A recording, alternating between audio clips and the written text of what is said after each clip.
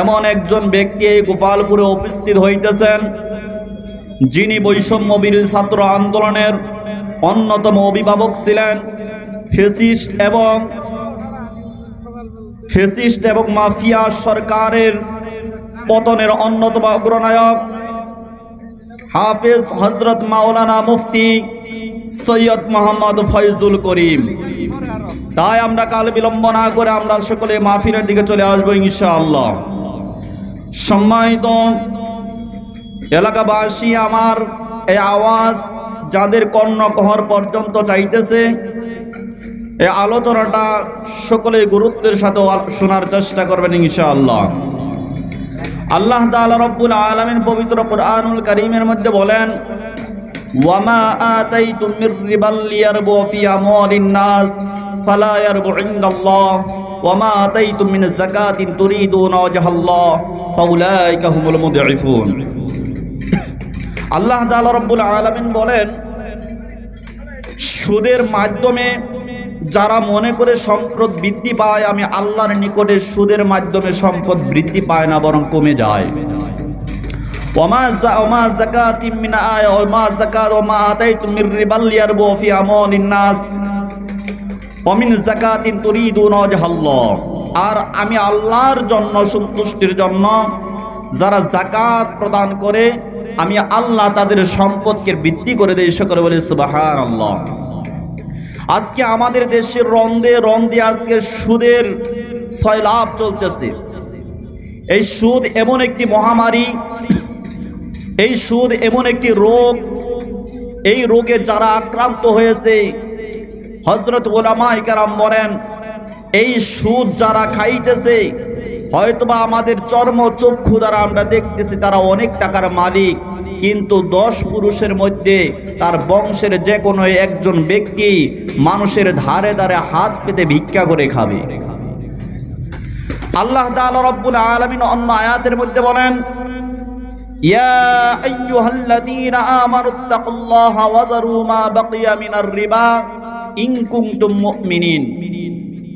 আল্লাহ তাআলা রব্বুল আলামিন প্রিয় হাবিবকে বলতেছেন, হে হাবিব, আপনি বলে দেন, মুমিনদেরকে বলে দেন, যারা সুদের সাথে লেনদেন জড়িত আছে, সুদের যত টাকা বকেয়া আছে সমস্ত বকেয়াকে মাফ করে দিতে বলেন, যদি তারা মুমিন হয়। ফাইল লাম তাফআলু ফাযানু বিহারবিন মিনাল্লাহি ওয়া রাসূলি। পক্ষান্তরে যদি তারা সুদের বকেয়া মাফ না করে, তাহলে আমি আল্লাহ এবং আপনি রাসূলের পক্ষ থেকে তাদের বিরুদ্ধে যুদ্ধের ঘোষণা করে দেন। আল্লাহ তাআলা রব্বুল আলামিন বলতেছেন, আমি আল্লাহর পক্ষ থেকে এবং রাসূলের পক্ষ থেকে, আপনি রাসূলের পক্ষ থেকে ওই সুদখোরদের বিরুদ্ধে যুদ্ধের ঘোষণা করে দেন। এই পৃথিবীতে এমন কে আছে যে আল্লাহ এবং আল্লাহ রাসূলের বিরুদ্ধে যুদ্ধ করে টিকতে পারবে? রোম পারস্য পর্যন্ত আল্লাহ রাসূলের সাথে যুদ্ধ করে পায়নি। নমরুদ আল্লাহর সাথে যুদ্ধ ঘোষণা করেছিল, সামান্য একটি মশার মাধ্যমে তাকে ধ্বংস করে দিয়েছে। আজকে আমাদের দেশের মধ্যে যে পুঁজিবাদ চলতেছে, যে গণতন্ত্র চলতেছে, যে সমাজতন্ত্র চলতেছে, যে ধর্মনিরপেক্ষতাবাদ চলতেছে, জাতীয়তাবাদ চলতেছে, এই জাতীয়তাবাদ, গণতন্ত্র, সমাজতন্ত্র, ধর্মনিরপেক্ষতাবাদের মূল উৎস হলো এই মুসলমানদেরকে সুদের মাধ্যমে ধ্বংস করে দেওয়া। এই জন্য আমাদের প্রত্যেকের প্রতিজ্ঞাবদ্ধ হতে হবে, এই সুদ থেকে আমাদের ফিরে আসতে হবে। সুদের নিয়ম কি? নবী মুহাম্মদ সাল্লাল্লাহু আলাইহি ওয়াসাল্লাম এক হাদিসের মধ্যে বলেন, আকিলার রিবা ওয়া মুকিলাহু ওয়া কাতিবাহু ওয়া শাহিদাহু ওয়া ক্বালাহুম সাওয়াউন। আল্লাহর হাবিব আলাইহিস সালাম বলেন, যে সুদ দিবে, যে সুদ নিবে, যে সুদ লিখবে আর যে সাক্ষী থাকবে, এই 4 জন ব্যক্তি সমান অপরাধী। যে সুদ দিবে, যে সুদ নিবে, আর যে ব্যক্তি সাক্ষী থাকবে অথবা লিখবে, লেখক, কাতেব, ওই ব্যক্তি, এই 4 জন ব্যক্তি সুদের ক্ষেত্রে সমান অপরাধী। আজকে আমাদের দেশের মধ্যে এনজিও এর যে সয়লাভ চলতেছে, মা বোনদেরকে আজকে টাকা পয়সার জন্য ঘর থেকে বের করে নিয়ে যাচ্ছে। এই জন্য আমরা মুসলমান, আমাদের একটি কালচার আছে, আমাদের বৈশিষ্ট্য আছে, আমাদের ঐতিহ্য আছে। নবী মুহাম্মদ সাল্লাল্লাহু আলাইহি ওয়াসাল্লামের আদর্শই হলো আমাদের সবচেয়ে বড় বৈশিষ্ট্য। কিন্তু দুঃখের সাথে বলতে হয়, এই বাংলাদেশ মুসলমানদের জন্য বাংলাদেশ, কিন্তু বাংলাদেশের সংবিধানটা পরিপূর্ণ কল্পিতভাবে আমাদের উপর চাপিয়ে দিয়ে এই মুসলিম জাতির উপরে সুদের লেনদেনকে চাপিয়ে দেওয়া হয়েছে। এই জন্য আমাদের প্রত্যেকের প্রতিজ্ঞাবদ্ধ হতে হবে। আমরা আল্লাহ এবং আল্লাহ রসুলের পক্ষ থেকে যুদ্ধ ঘোষণা করে দিয়েছে। আল্লাহ এবং আল্লাহ রসুলের সাথে আমরা যুদ্ধ করতে চাই না। যুদ্ধ করলে নিঘাত আমাদের জন্য ধ্বংস অনিবার্য। সম্মানিত মুসলমান ভাইয়েরা আমার, আমাদের ঐতিহ্য কি, আমাদের ইতিহাস কি? আমরা সকলেই সর্বপ্রথম আমরা মুসলমান। মুসলমানদের রক্ত থাকবে হালাল রক্ত। আল্লাহর হাবিব আলাইহিস সালাম এক হাদিসের মধ্যে বলেন, লা তাদখুলুল জান্নাতা জাসাদুন গুযিয়া বিল হারাম। হারাম ভক্ষণকারী জান্নাতে প্রবেশ করবে না। যেই শরীরটুকু হারাম ভক্ষণ, হারাম খাদ্যের মাধ্যমে শরীরে স্বাস্থ্য হবে, ওই খাদ্যটুকু, ওই শরীরটুকু জান্নাতে প্রবেশ করবে না। এই জন্য মুসলিম ভাইদের প্রতি আমার উদাত্ত আহ্বান থাকবে এই মাহফিল থেকে, আপনারা কোনো ব্যক্তি কোনোভাবেই না খেয়ে মারা যাব, কিন্তু এই সুদের লেনদেনের সাথে আমরা জড়িত থাকব না। আমরা যদি না খেয়ে মারা যাই, আমাদের জন্য জাহান্নাম অনিবার্য থাকবে না, আর জাহান্নামের মতো কষ্ট আমাদের হবে না। আর যদি আমরা খেয়ে মারা যাই, সুখ শান্তি ভোগ বিলাসিতায় মত্ত থাকি, তাহলে জান্নাতের মতো সুখও কিন্তু আমরা পাবো না। এই জন্য না খেয়ে মারা যাবে মুসলিম, কখনো হারামের সাথে মুসলমানরা জড়িত হইতে পারে না। আল্লাহর হাবিব আলাইহিস সালাম অন্য হাদিসের মধ্যে বলেন, দিরহামুর রিবা ইয়াকুলুহুর রাজুলু ওয়া হুয়া ইয়ালামু আশাদ্দু মিন সিত্তাতি সালাসিনা জানিয়াতান। যে ব্যক্তি এক দিরহাম পরিমাণের সুদ ভক্ষণ করবে, 36 বার জিনা করলে যেই পরিমাণের গুনাহ, ওই ব্যক্তির আমল নামায় সেই পরিমাণের গুনাহ লিখে দেওয়া হবে। 36 বার জিনা করলে যেই পরিমাণের গুনাহ হবে, ওই ব্যক্তির সাথে সেই পরিমাণের গুনাহ তার আমল নামায় লিখে দেওয়া হবে। আজকে আমাদের দেশে যদি কেউ জিনার সাথে জড়িত হয়ে যায়, অপকর্মের সাথে জড়িত হয়ে যায়, আমরা সমাজের মধ্যে তাকে আটক করে দেই, সমাজ থেকে তাকে বরখাস্ত করে দেই। দুঃখের সাথে বলতে হয়, আল্লাহর হাবিব বলেছে, যে ব্যক্তি এক দিরহাম পরিমাণের সুদ ভক্ষণ করবে, 36 বার গুনাহ করলে যেই পরিমাণের গুনাহ হবে, জিনা করলে যেই পরিমাণের গুনাহ হবে, তার আমল নামায় সম পরিমাণের গুনাহ লেখা হবে। কিন্তু এই সুদখোরদেরকে আজকে সমাজের মধ্যে আমরা আটক রাখি না, বরং সমাজের মসজিদ, মাদ্রাসা, মাঠ এবং গোরস্থানের মধ্যে বড় পদের মধ্যে তাদেরকে রাখি। কথা বলেন ঠিক কিনা? এই সুদখোরদেরকে, যারা সুদের মাধ্যমে টাকা লেনদেন করে, তাদেরকে মসজিদ কমিটি থেকে বাদ দিতে হবে। এই সুদখোরদেরকে সমাজের সর্বধর্মীয় কাজ থেকে তাদেরকে বয়কট করতে হবে। তারা কেউ মসজিদ এবং ধর্মীয় কোনো অনুষ্ঠানের সাথে জড়িত থাকতে পারবে না। কথা বলেন ঠিক কিনা? সম্মানিত সহযোদ্ধা বন্ধুগণ, মুসলমান ভাইয়েরা আমার, বড় আফসোসের সাথে বলতে হয়, আজকে সুদ সমাজের রন্ধে রন্ধে চলতেছে। যার যত বেশি টাকা পয়সা, যার যত বেশি সম্পদ, তাকে আমরা তত বেশি সম্মান দান করি। ইটের উপর ইট রাখলেই ধনী বলা যাবে না, বিশাল বড় প্রাসাদ করলেই তাকে ধনী বলা যাবে না, বিশাল বড় বিল্ডিং করলেই তাকে ধনী বলা যাবে না, এসি করা গাড়ি, এসি করা বাড়িতে চললেই তাকে ধনী বলা যাবে না। ওই ব্যক্তি তো হারামের সাথে জড়িত, ওর সাথে এবং হাইওয়ানের সাথে কোনো পার্থক্য থাকতে পারে না। সম্মানিত মুসলমান ভাইয়ের আমার, আল্লাহ তাআলা রব্বুল আলামিন অন্য হাদিসের মধ্যে বলেন, লিররিবা 70 জুযআন আইসারুহা ইয়ানকিহা রাজুলা উম্মাহু। আল্লাহর হাবিব আলাইহিস সালাম কঠোর ভাষায় বলে দিয়েছেন, লিররিবা 70 জুযআন আইসারুহা আইয়ানকিহা রাজুলা উম্মাহু। যে ব্যক্তি সুদ খাবে সুদের 70টি গুনাহ আছে, আইসারুহা তার মধ্যে সর্বনিম্ন গুনাহ হলো আইয়ানকিহার রাজুলা উম্মাহু, নিজের আপন মায়ের সাথে অপকর্মে লিপ্ত হওয়া। সুদের 70টি গুনাহ রয়েছে, সর্বনিম্ন আইসারুহা আইয়ানকিহার রাজুলা উম্মাহু, সর্বনিম্ন সবচাইতে ছোট যে গুনাহটা, সেই গুনার নাম হলো নিজের আপন মায়ের সাথে অপকর্মে লিপ্ত হওয়া, জিনায় লিপ্ত হওয়া। শুধু একবার নয়, অগণিতবার, অলওয়েজ, সব সময় তারা জিনার সাথে জড়িত থাকবে, এই রকম কথা বলা হয়েছে। আজকে আমাদের সমাজের মধ্যে ধনী ব্যক্তিদেরকে আমরা সম্পদ দেখলেই তাদেরকে সম্মান করি, কিন্তু একজন ব্যক্তি জিনার সাথে জড়িত হলে তাকে আটক রাখি। যেই ব্যক্তি মায়ের সাথে জিনা করার মতো অপকর্মে বড় গুনাহ করতেছে, তাকে আমরা মসজিদ, মাদ্রাসা, মাহফিলের বড় বড় পদের মধ্যে রাখি, প্রধান অতিথি হিসেবে রাখি। মুসলমান ভাইরা আমার, আমাদের ভালো করে বুঝতে হবে, সাহাবায়ে কেরাম আজমাইন খেজুর পাতার ঝিন্ন চাটার মধ্যে কাটিয়ে জীবন কাটিয়ে দিয়েছে। সাহাবায়ে কেরাম আজমাইন ক্ষুধার্ত অবস্থায় পেটে পাথর বেঁকে চলেছে। তারা বেশি ধনী ছিল না, কোটিপতি ছিল না, কিন্তু আল্লাহ তাআলা রব্বুল আলামিন তাদের সম্মানকে হাজার হাজার গুণ বৃদ্ধি করে দিয়েছে। আজকে সমাজের মধ্যে সবচাইতে সম্মানের পাত্র থাকবে সে যে হারাম সম্পদের সাথে জড়িত থাকবে না। কথা বলেন ঠিক কিনা? যে হারামের সুদের সাথে জড়িত থাকবে না, ঘুষের সাথে জড়িত থাকবে না, অন্যায় অপকর্মের সাথে জড়িত থাকবে না, এই সমস্ত ব্যক্তি সমাজের মধ্যে সবচাইতে সম্মানের পাত্র বড়। সম্মানিত মুসলমান ভাইরা আমার, আমাদের একটি জিনিস ভালো করে বুঝতে হবে, এই পৃথিবীটা হলো ক্ষণস্থায়ী পৃথিবী। এই পৃথিবীতে সারা জীবন থাকা যাবে না।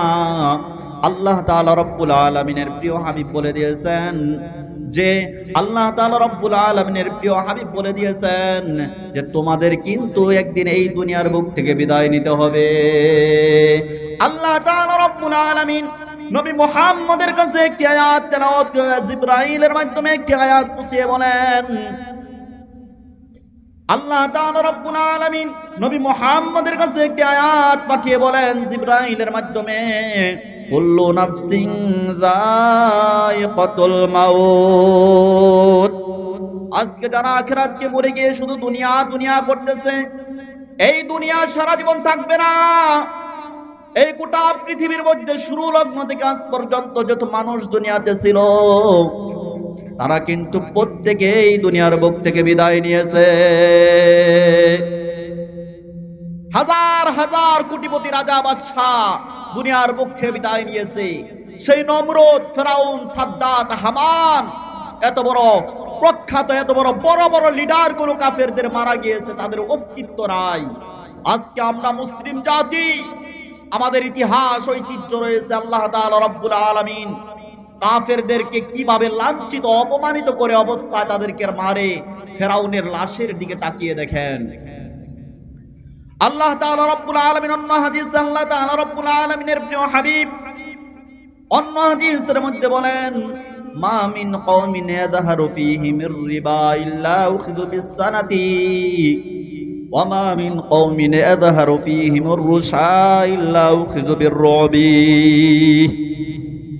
নবী মুহাম্মদ সাল্লাল্লাহু আলাইহি ওয়াসাল্লাম বলেন, মা মিন কওমিন ইয়াযহারু ফীহিমির রিবা ইল্লা উখিযু বিসসানাতি। যেই সমাজের মধ্যে সুদের লেনদেন থাকবে, সুদের সয়লাভ থাকবে, ওই সমাজের মধ্যে দুর্ভিক্ষ দেখা দিবে, দ্রব্য মূল্যের ঊর্ধ্বগতি হবে। আল্লাহর হাবিব আজ থেকে 1400 বছর আগে বলে গিয়ে দিয়েছেন, মা মিন কওমিন ইয়াযহারু ফীহিমির রিবা ইল্লা উখিযু বিসসানাতি। যেই সমাজের মধ্যে সুদের লেনদেন থাকবে, ওই সমাজের মধ্যে সুদের লেনদেন থাকার কারণে দুর্ভিক্ষ দেখা দিবে, সম্পদের দাম হয়ে যাবে অনেক গতি, মানুষের নাগালের বাহিরে থাকবে সম্পদের দাম।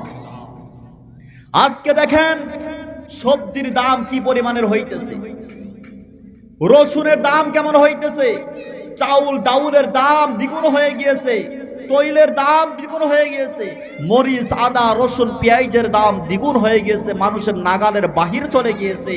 সবটুকু দোষ হইল এই নাফরমান, এই গাদ্দার, এই মুনাফিক মুসলমান রূপী এই সমস্ত গুনাহগার সুদখোরদের কারণে এই দেশের মধ্যে যত সম্পদের ঊর্ধ্বগতি চলতেছে, কথা বলেন ঠিক কিনা? সম্মানিত মুসলমান ভাইরা আমার, আজকে সমস্ত অঞ্চলের মধ্যে শুধু সম্পদের ঊর্ধ্বগতি, আজকে গরিব মানুষগুলো কিন্তু খাদ্যের সংকটে পড়ে যাইতেছে। হাজার হাজার মানুষগুলো ক্ষুধার যন্ত্রণায় বিছানায় কুদরিয়ে কুদরিয়ে কাঁদতে থাকে। এই কাঁদতেছে কেন কাঁদতেছে? তারা টাকা পয়সা যেই পরিমাণের উপার্জন করে, এই পরিমাণের টাকা দিয়ে তারা খাদ্য কিনতে পারে না। এই সুদের কারণে আজকে সম্পদের এত ঊর্ধ্বগতি চলতেছে। আজকে আমরা মুসলমান ৯৯% মানুষ এই বাংলাদেশের মুসলমান, ৯৫% মানুষ মুসলমান, ৯৫% এমপি মন্ত্রী মুসলমান ছিল। এই দেশের সরকার প্রধান মুসলমান, তারপরেও কোরআনের বিরুদ্ধে সুদের পক্ষে আইন পাশ করা হয়েছে সংসদে, কথা বলেন ঠিক কিনা? এই সংসদের আইনকে আমরা আস্থা করে নিক্ষেপ করে যে পবিত্র কোরআন আল্লাহ দিয়েছে, সেই কোরআন আমরা সংসদের সংবিধান বানাবো, কথা বলেন ঠিক কিনা? সম্মানিত মুসলমান ভাইরা আমার, আজকে সব জায়গায় সুদের সরাসরি। নবী মুহাম্মদ সাল্লাল্লাহু আলাইহি ওয়াসাল্লাম অপরের অংশের মধ্যে বলতেছেন, মা মিন কওমিন ইয়াযহারু ফীহিম রুশা ইল্লা উখিযু বিররবি। যেই সমাজের মধ্যে ঘুষের লেনদেন থাকবে, ঘুষের সয়লাভ থাকবে, চাকরির জন্য ঘুষ দিবে, কোনো দলিল বাই করার জন্য ঘুষ দিবে, যে কোনো কাজের জন্য ঘুষ দিবে, আল্লাহর হাবিব বলেন ওই সমাজের মধ্যে, ওই দেশের মধ্যে সন্ত্রাসের প্রকাশ্য মহড়া চলতে থাকবে। সন্ত্রাস, চাঁদাবাজ, টেন্ডারবাজ, খুনি, ধর্ষক, সব কিছুর প্রকাশ্য মহড়া থাকবে। আজকে দেশের মধ্যে যত জায়গার মধ্যে চাকরির জন্য যাবেন, আপনার ঘুষ ছাড়া আপনার চাকরি হবে না। এই ঘুষ ছাড়া চাকরি না হওয়ার কারণে আজকে সমাজের মধ্যে এত সন্ত্রাসের সয়লাভ চলতেছে। আজকে সমাজের মধ্যে এত অস্ত্রের প্রকাশ্য মহড়া চলতেছে। এর কারণটা কি? এর কারণ হলো, আজকে একটা বিল্ডিং করবে এক ব্যক্তি, রানা গ্রুপ গিয়ে বলে আমাকে এই পরিমাণের টাকা না দিলে বিল্ডিং করতে দিব না। ৪০,০০০ টাকা, ৫০,০০০ টাকা রানা গ্রুপকে দিল। তারপরে আসলো কে? পাশা গ্রুপ আসিয়া বলতেছে আমাদেরকে ৫৫,০০০ টাকা না দিলে বিল্ডিং করতে দিব না। পাশা গ্রুপকে ৫৫,০০০ টাকা দিল। তারপরে আসলো কে? বাপ্পি গ্রুপ, আমাকে যদি আমাদেরকে ৬০,০০০ টাকা না দিলে আমরা কি দেব না, বিল্ডিং করতে দিব না। একজন ব্যক্তিকে ঘুষ দেওয়ার কারণে আজকে মানুষ ঘুষের প্রতি আগ্রহী, চাঁদাবাজের প্রতি আগ্রহী হয়ে যাইতেছে। কিন্তু প্রথম যে ব্যক্তি ঘুষের জন্য আসছিল, তাকে যদি লাঠি দিয়ে গণপিটুনির মাধ্যমে যদি শিক্ষা দেওয়া যাইতো, এই দেশের মধ্যে এত সন্ত্রাসের প্রকাশ্য মহড়া চলতো না, কথা বলেন ঠিক কিনা? মুসলমান ভাইরা আমার, খুব কেনের সাথে আমার কথাগুলো শুনবেন। আজকে যত জায়গার মধ্যে মারামারি কাটাকাটি চলতেছে, সন্ত্রাসী চলতেছে, চাঁদাবাজি চলতেছে, টেন্ডারবাজি চলতেছে, এর একমাত্র কারণ হলো এই ঘুষের লেনদেন। আজকে কার কাছে যাবেন আপনি? আজকে যাবেন আপনি থানায়, ওই থানার মধ্যেও ঘুষের প্রকাশ্য মহড়া চলে। আপনি যাবেন আপনি অন্য একটা সরকারি কর্মকর্তার কাছে দলিল করার জন্য, ওই জায়গার মধ্যেও আপনি টাকা না দিলে দলিল পাবেন না। আপনি যাবেন হাইকোর্টে, সেই জায়গার মধ্যে টাকা না দিলে আপনি দলিল পাবেন না, কাজ পাবেন না। আপনি যাবেন সুপ্রিম কোর্টে, সেই জায়গার মধ্যে টাকা না ঘুষ না দিলে আপনি কাজ পরিপূর্ণ পাবেন না। আপনি যাবেন আইন বিভাগে, সেই জায়গার মধ্যে গিয়েও আপনি ভালো কোনো ফলাফল পাবেন না ঘুষ ছাড়া। এই জন্য এই দেশের মধ্যে যারা দুর্নীতি দমন কমিশন আছে, ওরাই হলো পৃথিবী, আমাদের বাংলাদেশের মধ্যে সবচাইতে বড় দুর্নীতিতে বিশ্ব চ্যাম্পিয়ন, কথা বলেন ঠিক কিনা? 52 বছর পর্যন্ত আমরা এই গণতন্ত্র, সমাজতন্ত্র, ধর্ম নিরপেক্ষতাবাদ, জাতীয়তাবাদের সংবিধান দেখেছি আমাদেরকে শান্তি দিতে পারে নাই, গরিব দুঃখী মানুষদেরকে শান্তি দিতে পারে নাই, কৃষক, শ্রমিক, জেলে, তাঁতি, কুলি, কামারদেরকে শান্তি দিতে পারে নাই, ঠেলাওয়ালা, রিক্সাওয়ালা, ভ্যানওয়ালা, অটোওয়ালা, সিএনজিওয়ালা, গাড়িওয়ালাদেরকে শান্তি দিতে পারে নাই। তাদের কাঁধে ভার করে আজকে সরকারি কর্মকর্তাগুলো কোটি কোটি টাকার মালিক বাহিরে পাচার করে নিয়ে গিয়েছে। এই সমস্ত শিক্ষিত শিক্ষিত পশুগুলোদেরকে আজকে সংবিধান থেকে নামিয়ে, সংসদ থেকে নামিয়ে, যারা সুদ খায় না, ঘুষ খায় না, যারা নির্ভরযোগ্য মানুষ, ওই সমস্ত লোকদেরকে, আলেম ওলামাদেরকে সংসদে যাইতে হবে। কথা বলেন ঠিক কিনা?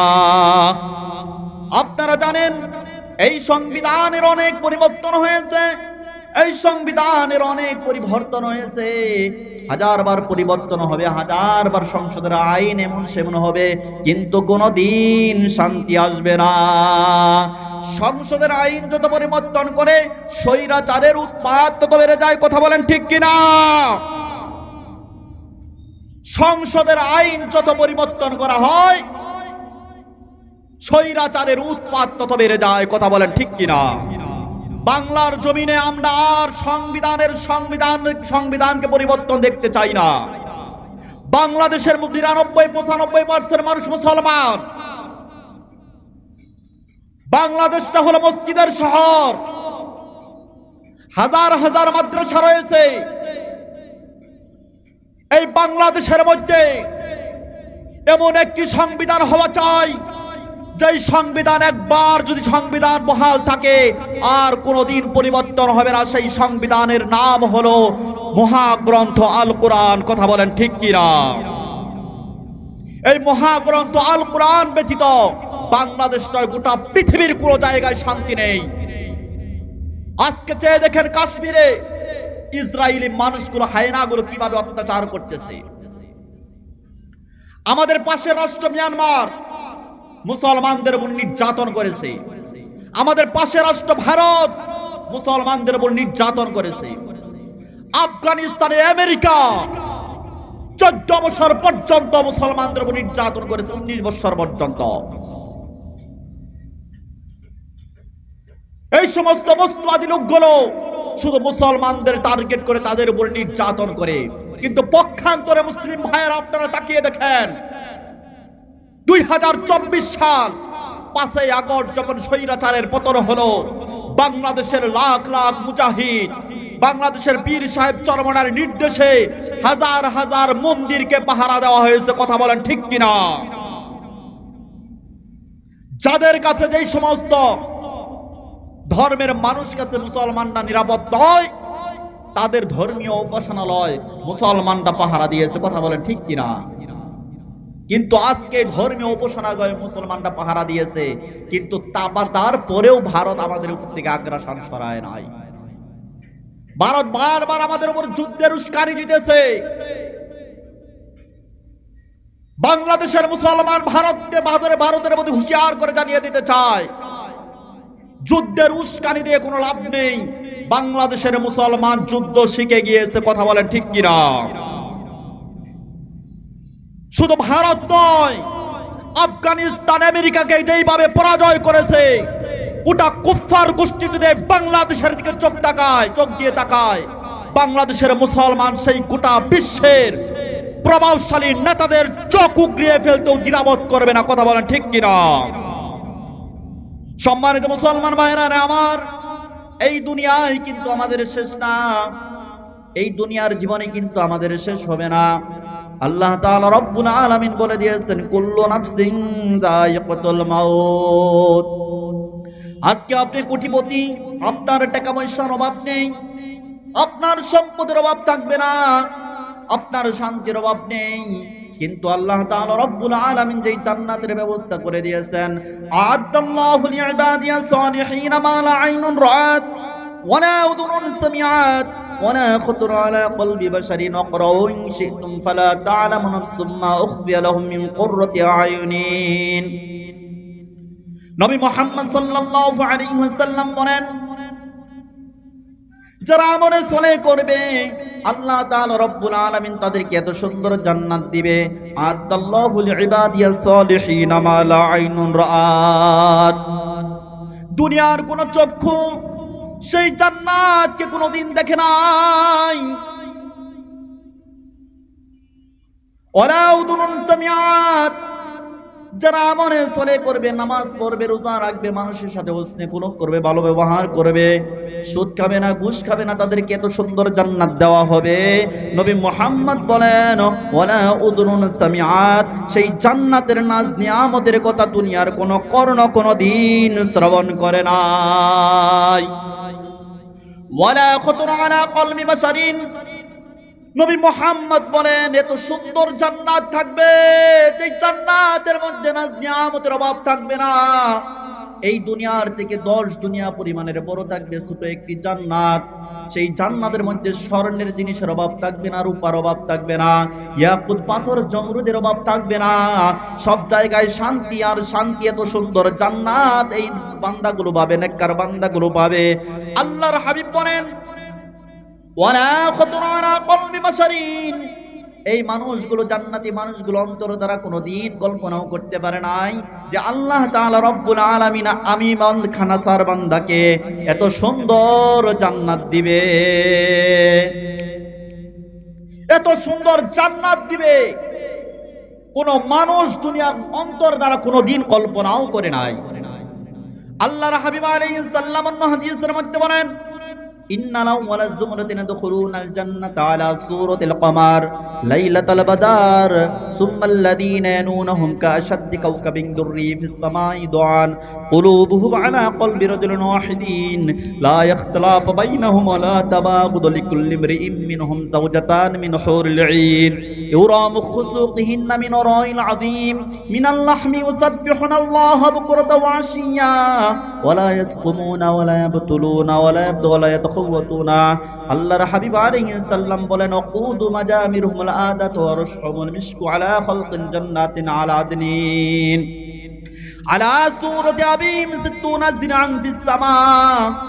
আল্লাহর হাবিব আলাইহিস সালাম বলেন নেককার বান্দাগুলো যারা নামাজ পড়ে, রোজা রাখে, হজ করে, যাকাত দেয়, যারা দান খয়রাত করে, যারা কোরআনুল কারীম তেলাওয়াত করে, জিকির তাসবিহ তাহলিল পাঠ করে, যেই সমস্ত মুসলমান ভাইয়েরা আমার আল্লাহ তাআলার হুকুম অনুযায়ী চলে, ওই সমস্ত মানুষদেরকে যে প্রথম জান্নাত দেওয়া হবে। ইন্নাল আউওয়ালাজ যুমরাতিন ইয়াদখুলুনাল জান্নাতা, তারা সর্বপ্রথম জান্নাতে যাবে, কিন্তু তাদের চেহারাটা থাকবে পূর্ণিমা চাঁদের মতো সুন্দর। সকলে চিৎকার দিয়ে বলি সুবহানাল্লাহ।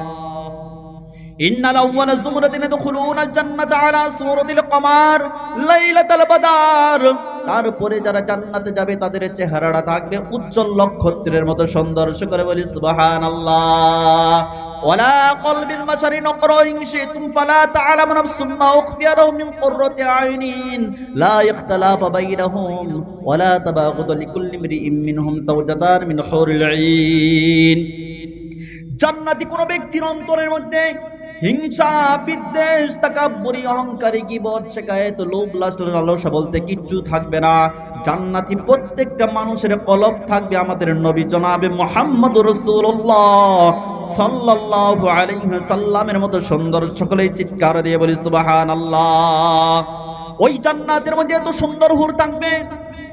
আল্লাহর হাবিব আলাইহিস সালাম বলেন ইউরামু খুসুকিহিন্না মিন রাইল আযীম মিনাল লাহমি ইউসাব্বিহুনাল্লাহা বুকরাতাও ওয়া আশিয়্যা।